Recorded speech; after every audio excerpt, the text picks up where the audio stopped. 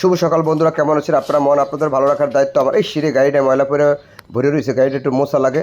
মুছছে একটা জায়গায় চলে যাবো। আমার এক বন্ধু একটা ফোন দিচ্ছে, বন্ধু তুমি চলে আসো, তোমার ভরপুর নাস্তা করাবো। দেখি কি নাস্তা করায়। তো সেই উদ্দেশ্যে এখন রওনা করব।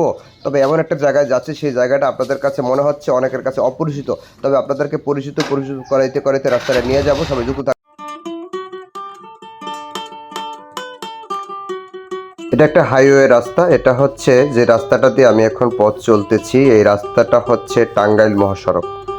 অনেকেই আপনারা টাঙ্গাইল মহাসড়কে এসেছেন, আবার অনেকেই কখনো আসেন নাই। তবে হ্যাঁ, আমি আপনাদেরকে আজকে টাঙ্গাইল মহাসড়ক দিয়ে নিয়ে যাচ্ছি।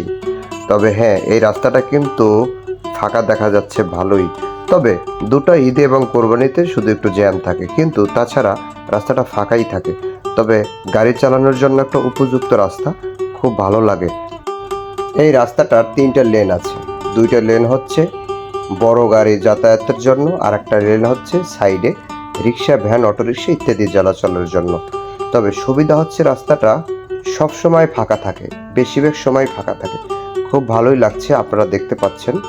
হ্যাঁ, আপনাদের সাথে কথা বলতে বলতে মনে হয় আমি কাছাকাছি অলরেডি চলে আসছি, যতটুকু আনুমানিক ধারণা করা যাচ্ছে।